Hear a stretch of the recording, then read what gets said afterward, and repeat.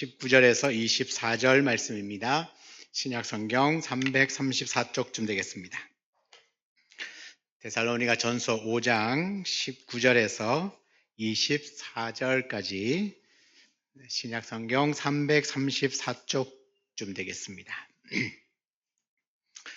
같이 한번 합독하겠습니다. 성령을 소멸하지 말며 예언을 멸시하지 말고 범사에 헤아려 좋은 것을 취하고 악은 어떤 모양이라도 버리라.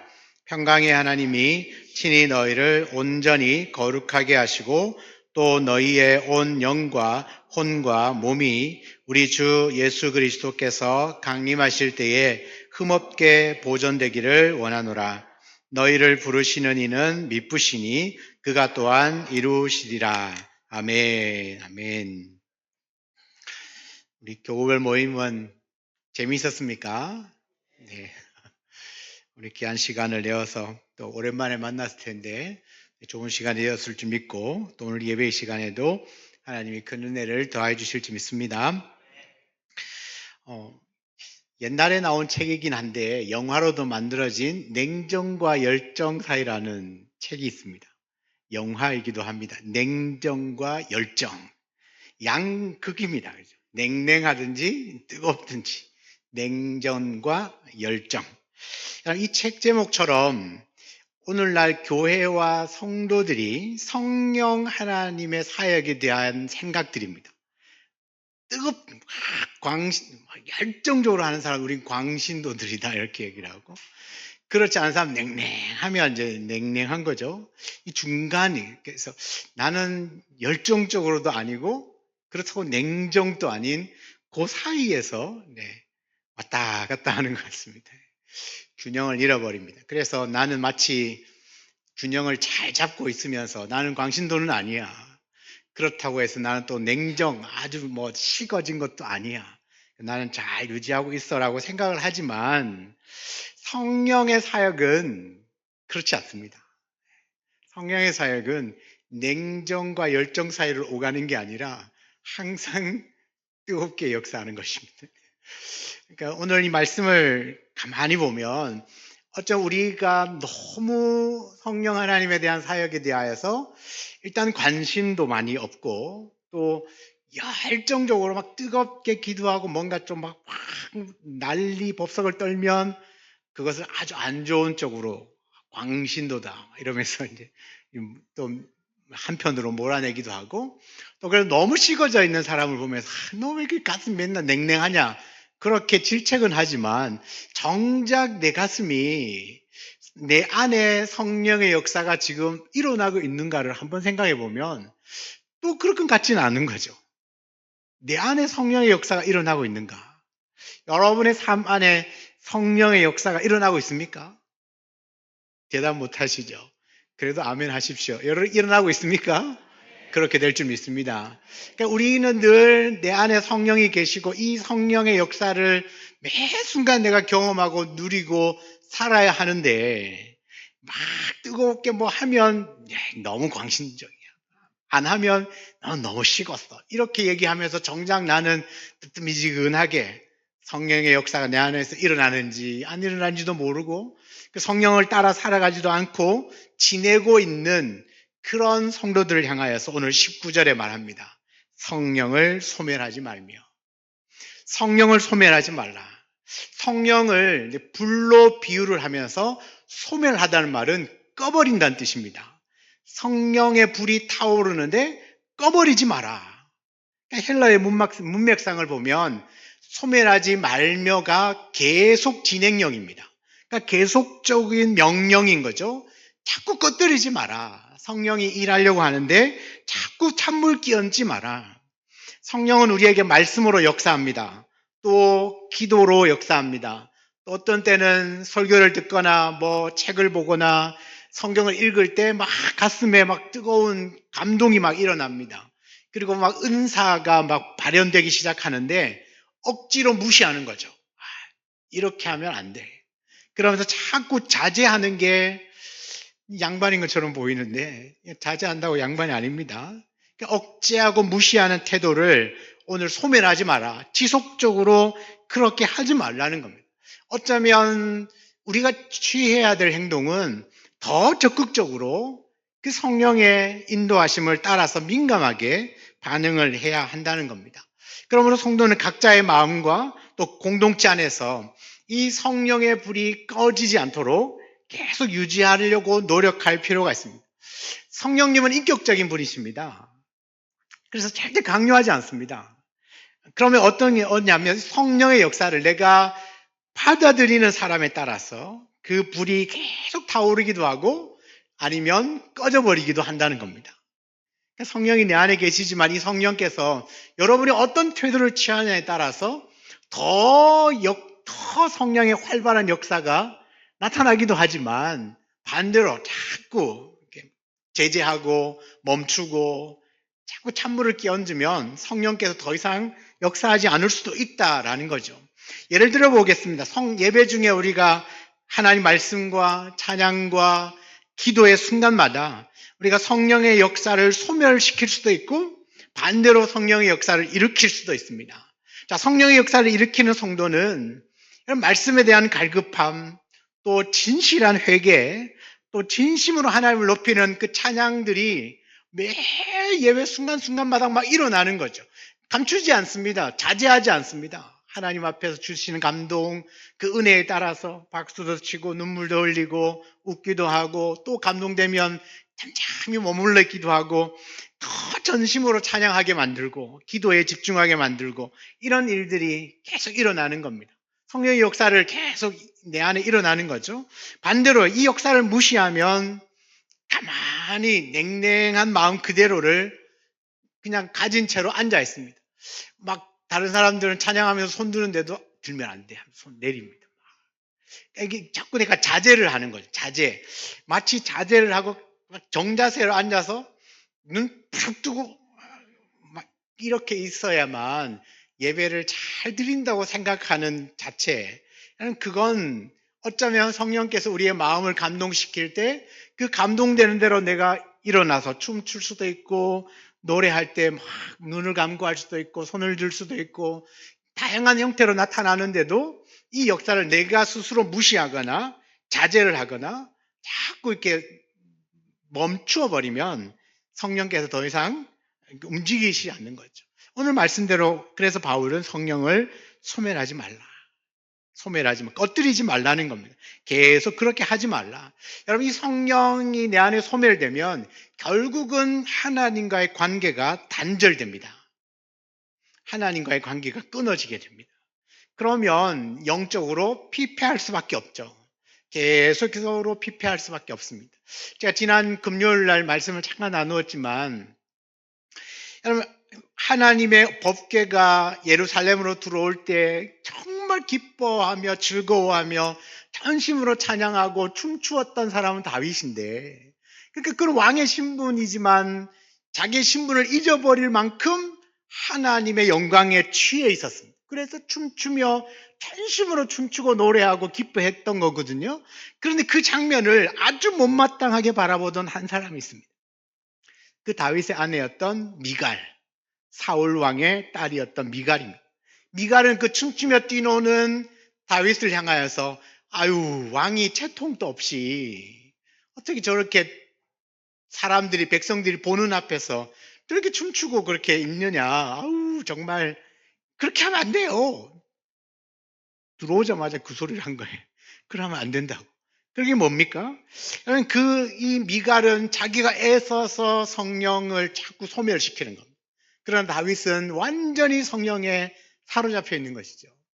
그러니까 그 사람의 결단, 자기의 결단에 따라서 나타나는 모습도 다르고 결국 그렇게 성령이 역사하는 것을 자꾸 가로막으니까 결국 미갈은요, 끝까지 하나님 앞으로 버림받고 한 번도 기쁨을 누리지 못한 상태로 살다가 죽어요.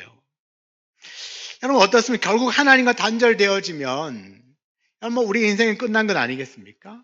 그런데 우리가 어떻게 하나님과 이 단절이 있을 수 있느냐? 성령의 역사를 계속 무시하거나 자꾸 소멸시키면 그렇게 된다는 겁니다. 그런데 오늘 성경에는 이 성령을 소멸시키지 않고 계속 뜨겁게 충만하게 유지시킬 수 있는 비결이 뭐냐? 그것을 데살로니가 전서에서는 기도라고 말합니다. 자, 데살로니가 전서 5장 17절입니다. 뭐라고요? 쉬지 말고 기도하라. 우리 안에 있는 성령의 역사를 꺼뜨리지 않고 계속 유지하는 방법을 쉬지 말고 기도하라고 합니다. 골로새서 4장 2절 말씀에는 기도를 계속하고 기도에 감사함으로 깨어 있으라. 기도하는 가운데 성령이 마땅히 내가 구할 수 없, 무엇을 구해야 될지 알지 못할 때도 성령은 말할 수 없는 탄식으로 우리를 위하여 대신 기도하기도 하시지 않습니까? 그만큼 기도할 때 우리는 성령 충만한 상태를 유지할 수 있고 성령에 민감하게 반응할 수 있습니다. 그러므로 기도야말로 성령을 소멸시키지 않는 방법 중에 방법입니다. 그것이 뭐라고요? 기도하는 겁니다. 두 번째는요, 20절, 21절, 22절. 예언을 멸시하지 말고 범사에 헤아려 좋은 것을 취하고 악은 어떤 모양이라도 버리라. 그럼 사도 바울은 성령 충만함으로 예언을 멸시하지 말라, 그렇게 당부합니다. 자, 먼저 성령을 소멸시키지 마라. 성령이 내 안에서 역사하시는 것을 가로막지 말고 그 다음에 이야기하는 것이 예언을 멸시하지 마라. 여러분, 오늘날 많은 성도들이 이 예언에 대하여서 잘못 인식하는 부분이 있습니다. 여러분, 예언은 단순하게 미래에 일어날 일에 대하여서 미리 알려주는 것을 의미하는 단어가 아닙니다. 여러분, 신약성경에 기록된 예언이라고 하는 단어는 하나님께서 계시해 주신 그 말씀을 선포하는 행위를 예언이라고 합니다. 하나님이 계시해 주신 말씀이 뭡니까? 성경입니다. 그 말씀을 선포하는 행위를 예언이라고 말하고 있어요. 그래서 교회에서는 하나님께서 계시해 주시는 말씀인 이 성경을 가지고 가르치고 권면하고 때로는 책망하기도 합니다. 따라서 이 예언이라고 하는 건 한마디로 하나님 말씀을 전달하는 것이 예언입니다. 네가 다음 여름에 3달 뒤에 무슨 일이 있을 것, 앞으로 되어질 일에 대하여서 말씀하고자 하는 것이 아니라는 겁니다. 그러니까 제가 지금 뭐 하고 있습니까? 설교하고 있죠. 지금 제가 하고 있는 이 행위가 예언적인 행위입니다. 하나님의 말씀을 가르치고 선포하고 있지 않습니까? 그러니까 이런 행위들이 다 예언에 들어간다는 거죠. 성경은 이런 것을 가지고 예언이라고 했다라는 거죠. 그렇기 때문에 하나님의 말씀을 가지고 저와 같은 목회자가 설교를 한다든지 여러분이 개인적으로 성경을 읽고 그 읽은 말씀을 가지고 또 누군가에게 전하면 그것 또한 예언이 되겠죠. 공동체적으로 권면을 한다든지 또한 기도 중에 감동, 다양한 형식들로 이 말씀은 나타나게 되어 있습니다. 성령의 은사 중에 예언의 은사도 있지 않습니까? 그럼 이 예언의 은사를 받은 사람은 어떤 행동을 한다는 이야기입니까? 하나님의 말씀인 성경을 가지고 사람들을 잘 가르쳐요. 아니면 잘 권면하는 사람이 있어요. 이렇게 얘기를 하다가 참 힘들어하면, 야, 하나님 말씀에 이런 말씀이 있는데 이 말씀 가지고 힘을 얻어. 이런 걸 잘하는 사람이 예언의 은사를 가진 사람입니다. 오늘 제가 이 앞에 사무엘하 5장 10절을 적어놨나? 너무나 잘 외우시길래 다 외우셨나 했더니만 모르셨죠. 비밀을 알려드리겠습니다. 써붙여놨습니다. 써붙여놨는데 이제 원래 없던 말씀도 들어가 있어요. 네, 없던 말씀도 들어가 있는데 보세요. 지금 찬양을 하나 해도 이거 마무리할 때 하나님의 말씀을 선포하자, 이런 아이디어를 가지고 선포를 했지 않습니까? 이런 행위가 뭐라고요? 예언적인 행위라는 거죠. 말씀으로 가르치고 권면하고 그 말씀으로 인도하고 말씀으로 우리를 깨우쳐 주는 거죠. 이런 일들이 다 예언인데 오늘 말씀 뭐라고? 너 예언을 뭐 하라고요? 멸시하지 마. 하나님의 말씀이 선포되어지는 것들을 무시하지 말라. 무시하지 말고 가로막지 말라라는 겁니다.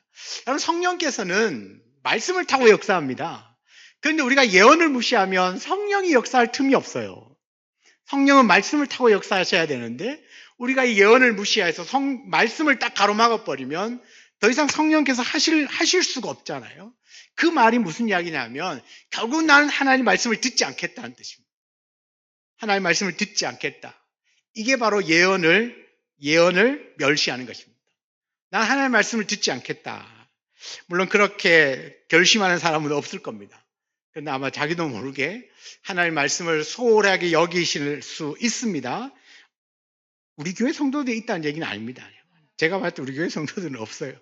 리딩 지어서 안 보내주니까 바로 저를 막 뭐라 하잖아요. 그러니까 다들 말씀에 대한 사모함이 다 있어요. 이게 너무너무 귀한 일이죠. 그렇지만 그렇지 않은 부분들은 분명하게 그런 사람들 있다는 겁니다. 그것은 성령이 일할 수 있는 통로를 막는 겁니다. 결국 하나님의 말씀을 듣지 않겠다고 선언하면 결국 누구 손해일까요? 자기 영혼이 죽을 수밖에 없습니다. 여러분, 예언을 소멸하지 않고 항상 하나님의 말씀을 붙들고 또 듣기도 하고 읽기도 하고 공부하기도 하고 또 설교나 가르침을 통하여서 배우기도 하고 그렇게 할 때에 하나님 말씀을 분별할 수 있겠죠. 분별하고 나면 그 다음에 무슨 일이 있냐면 오늘 말씀에 나오는 것처럼 범사에 좋은 것을 헤아려서 취할 수도 있고 버릴 수도 있고, 악은 어떤 모양이라도 버리라 했는데 그 악을 버려낼 수 있는 게 뭐냐? 말씀과 성령의 역사예요. 우리가 말씀을 무시하고는 판단할 수가 없잖아요. 뭐가 옳고 그른지를 내가 알 수 있는 방법이 없는 거예요. 진짜와 가짜를 분별할 수가 없어요. 진짜와 가짜를 분별할 수 있는 건 기준이 있어야 될 거 아니에요. 무슨 기준으로 이것을 진짜라고 말하고 무슨 기준으로 이걸 가짜라고 말할 거냐? 그러면 그 기준은 뭐냐? 결국 우리에게 하나님이 스스로 계시해 주신 성경 말씀 이외에는 우리의 기준이 될 수 없습니다.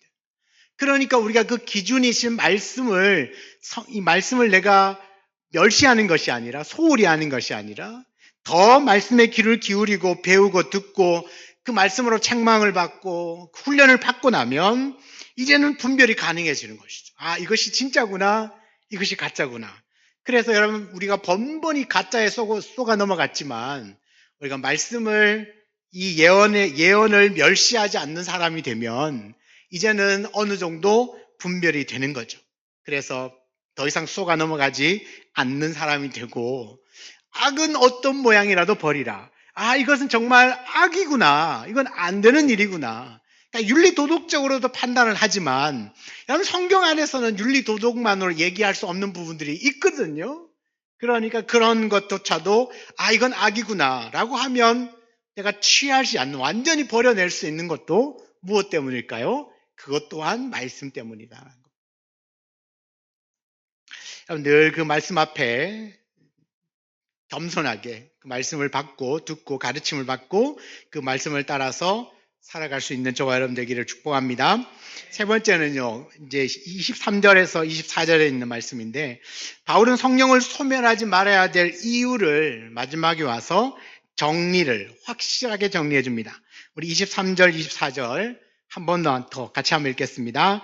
평강의 하나님이 친히 너희를 온전히 거룩하게 하시고 또 너희의 온 영과 혼과 몸이 우리 주 예수 그리스도께서 강림하실 때에 흠없게 보존되기를 원하노라. 너희를 부르시는 이는 미쁘시니 그가 또한 이루시리라. 아멘. 평강의 하나님이 친히 직접 너희를 온전히 거룩하게 하고 너희의 영과 몸과 혼과 몸이 우리 그리스도 예수께서 강림하실 때까지 흠없게 보존되기를 원한다.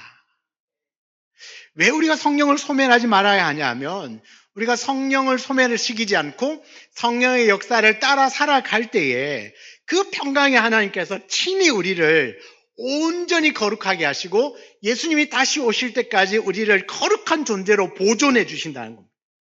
그러니까 이게 이제 성화죠, 성화. 성화를 이룰 수 있도록 성령께서 보존해 주시는 거예요. 보존. 언제까지요? 그리스도 예수께서 다시 오실 때까지, 재림하실 때까지 흠없게 보존되긴, 우리가 흠없게 우리를 보존시켜 주시고 우리를 부르신 그분이 반드시 그 일을 이루실 것이라고 말합니다. 여러분, 우리가 성령을 소멸하지 말아야 되는 이유가 바로 여기에 있습니다. 우리의 전 존재가 하나님 앞에서의 거룩과 성화를 걸어갈 수 있도록, 성화된 삶을 살아갈 수 있도록 그 성령께서 우리를 이끄시기 때문에 그렇습니다. 자, 오늘 이 말씀에 보면 너희의 온 영과 혼과 몸이 이렇게 되어 있습니다. 여기서 뭐 영과 혼과 몸이라고 하는 표현에 약간의 논란이 있습니다. 왜냐하면 인간의 구성 요소가 영과 혼과 몸의 셋으로 볼 것이냐, 아니면 영과 몸 두 개로 볼 것인가. 잠 오죠? 네. 정신을 차리셔야 됩니다. 이게 많은 논란이, 지금도 많은 논란이 있지만, 여러분 여기에서 정확하게 여러분들이 바른 이제 신학적인, 개혁주의 신학적인 입장을 취하셔야 이단에 빠지지 않을 수 있습니다. 자, 영과 육과 혼, 영과 혼과 몸. 여러분 이것을 이제 삼분설이라 하고요. 그 다음에 몸과 영혼 두 개로 구성되어 있다고 말하는 것이 이분설입니다. 여러분 이분설은 몸은 그냥 물질적인 요소고요. 그 다음에 영과 혼은 같은 동의어로 봤습니다. 동일한 언어다. 그러나 표현이 다를 뿐이다. 그래서 영혼 이렇게 하나로 묶고 그 다음에 몸. 이것은 우리 기독교 역사의 최고의 엘리트 중에 엘리트 어거스틴이 이 이분설을 주장하고요. 중세의 모든 교회가 이 이분설을 받아들였습니다. 그래서 중세 교회는 사람은 영혼과 육체로 구성이 되어져 있다. 그래서 죽음은 육체로부터 영혼이 분리되는 것을 죽음이라고 말합니다. 자, 삼분설은요. 이것은 헬라 철학자들에 의해서 시작이 되어졌고요. 그 다음에 이레니우스나 크리스토스톰과 같은 초대교회 교부들이 주장했습니다. 초대교회 교부, 교회 지도자들이니까 그럴듯하죠. 그래서 이 삼분설은요, 영은 하나님과 교제를 가능하게 만들고 혼은 사람만이 아니라 동물에게도 있다. 그래서 동물의 감각과 동물의 어떤 감정을 주관하는 것이 혼이고, 그 다음에 몸은 그냥 몸인 거죠. 그래서 영은 하나님과 인간에게만 있는 독특한 요소고, 동물에게는 영은 없고 혼만 있다. 그리고 혼과 육체로 되어 있는 것이 동물이고, 사람은 영, 육, 혼으로 구성되어 있다라고 말하는 것이 삼분설입니다. 여러분은 뭐가 맞는 것 같습니까? 여러분, 바울은요, 이 영과 혼과 몸이라고 표현을 했지만, 실제로 그의 관심은 이게 혼과 영이 같다, 다르다를 말하고 싶은 게 아니고, 영과 혼과 몸의 그 특성들, 이 세 가지를 다 표현한 것은 인간의 전 존재를 의미합니다. 그러니까 전인격적으로 거룩하게 하고 성화를 시켜준다는 이야기입니다. 그래서 전인격적인 성화와 보존을 강조하기 위하여서 영육혼을 말했는데, 여러분 실제로 우리 교단과 개혁주의 입장의 신학은 이분설입니다. 영혼과 육체의 결합입니다. 사람은 영혼과 육체의 결합으로 보고 이 혼을 따로 표현하진 않습니다. 성경에 혼이라고 나오는 것은 다 대부분 영으로 표현을 해도 무방한 단어들이다라는 겁니다. 자, 그런데 왜 영과 혼과 육으로 분리되었다고요? 헬라 철학자들이 갖고 있는 생각들이 그 안에 많이 포함이 되어져 있습니다. 그래서 여기에 잘못된 사상이 들어가 있는 게 뭐냐 하면 영과 혼이 거룩하면 육체는 괜찮다. 육체는 죄를 짓고 범죄해도 괜찮은 거다. 그렇게 해서 이 영과 영의 거룩함만을 강조하다 보니까 이 혼은 솔직히 별로 관여하지 않았습니다. 그러니까 영이 거룩하면 육체는 아무 상관이 없다. 그래서 죄를 지어도 괜찮은 겁니다. 영만 괜찮으면. 네가 영으로 예수님을 영접했다면 네가 죄를 지어도 너의 몸에 죄 짓는 건 상관없다. 그렇게 이야기하는 이단들이 생겨나기 시작한 겁니다. 그러니까 굉장히 무책임한 거죠. 그러니까 내 영혼만 구원받으면 됐지 육체는 죄를 짓든 안 짓든 상관이 없다라고 말하는 그 이단들이 주장하던 대부분의 학설들이 3분설입니다. 요즘도 있습니다. 대표적인 이단이 누구냐? 구원파입니다. 구원파는 너가 예수를 믿고 구원을 받았기 때문에 그 이후로는 죄를 지어도 그 죄는 구원과 상관없다고 말합니다. 딱 이 사람들과 똑같은 그 계열에 흘러가고 있죠. 그러니까 옛날에만 있는 이단들이 아니라 지금도 여전히 이단들이 있습니다. 바울이 영과 혼과 몸이라고 표현한 건 그 한 사람의 전인격체가 구원과 거룩을 누가 책임지신다는 거죠? 네, 성령께서 책임지신다는 이야기. 성령 전적으로.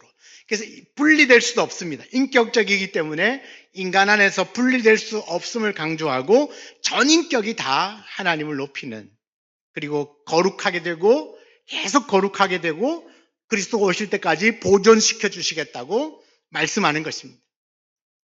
그래서 이것이 2분선이냐 3분선이냐를 그거 가지고 논쟁할 이유는 전혀 없습니다. 바울이 이야기하고 싶은 건 우리의 전인격이 성령으로 말미암아 그리스도가 다시 오실 때까지 온전히 거룩하게 되고 그것을 끝까지 보존하신다. 이 이야기를 하고 싶은 겁니다. 너의 전인격체를. 그럼 우리가 살아가는 중에 비록 내가 예수를 믿지만 죄를 지을 때도 있지 않습니까? 그때 성령께서 그냥 와장창 내 안에 역사하셔서 죄를 막 계속 깨닫게 해주면 회개 안 하고는 안 될 거 아니에요.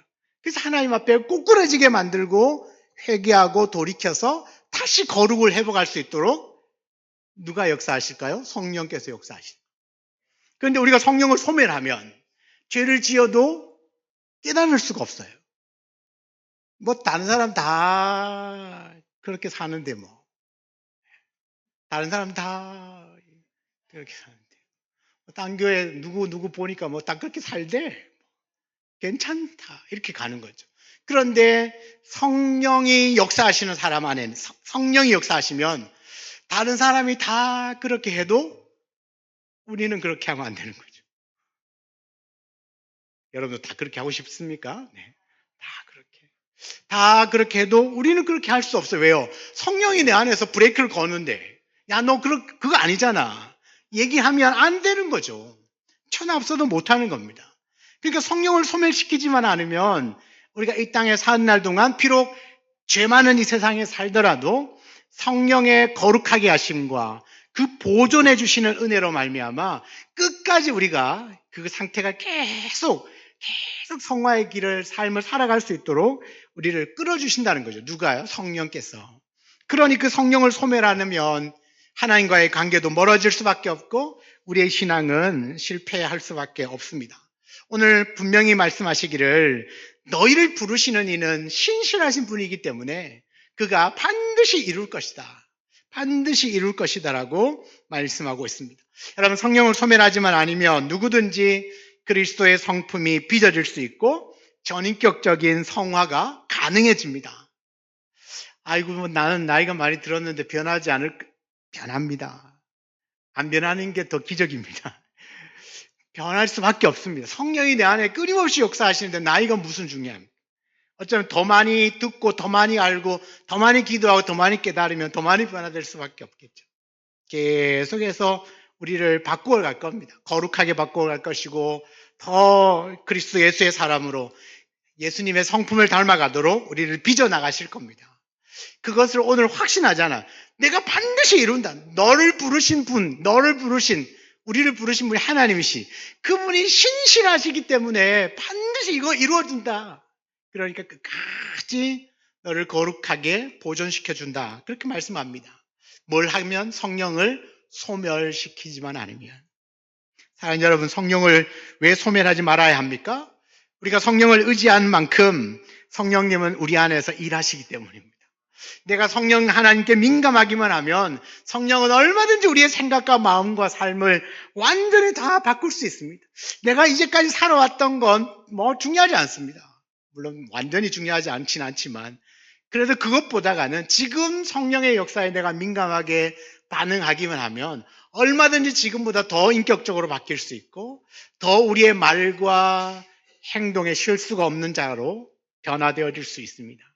그건 그건 내 의지를 믿고 하는 게 아니에요.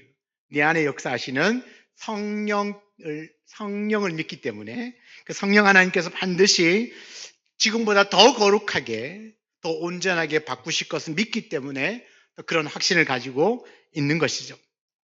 여러분, 성령님 우리를 거룩하게 하시고 그리스도 예수께서 다시 오실 그 재림 때까지 흠없게 보존하실 겁니다. 그리고 이 일을 반드시 이루실 겁니다. 그러므로 우리는 지금부터 뭘 하느냐? 늘 성령 충만을 구하는 겁니다. 성령님 내 안에 충만하게 역사해 주십시오. 내가 성령께서 깨닫게 해주시면 내가 깨달은 대로 살고, 성령께서 깨닫게 해주시면 내가 죄로부터도 멀고, 죄도 버리고, 또 회개도 하고, 돌아가기도 하고, 이렇게도 하고 저렇게도 하고 살기를 원한다고. 그래서 늘 성령 충만을 구하시기 바랍니다. 그 성령 충만할 때 계속적으로 우리는 성화의 길을 걸어갈 수 있습니다. 성도 여러분, 우리가 그냥 이만큼 하면 됐지 뭐, 그냥 만족하지 마시고 지금보다 더 그리스도를 닮은 모습으로 변화되어질 것을 기대하시고 성령님 내 안에서 충만하게 일하여 달라고 그 성령 충만을 구하고 그 성화의 길을 주님 만날 그날까지 끝까지 그 성화의 길을 걸어가는 저와 여러분 되기를 주의 이름으로 축원합니다. 아멘, 아멘. 우리 같이 한번 찬양하겠습니다. 오늘 주신 말씀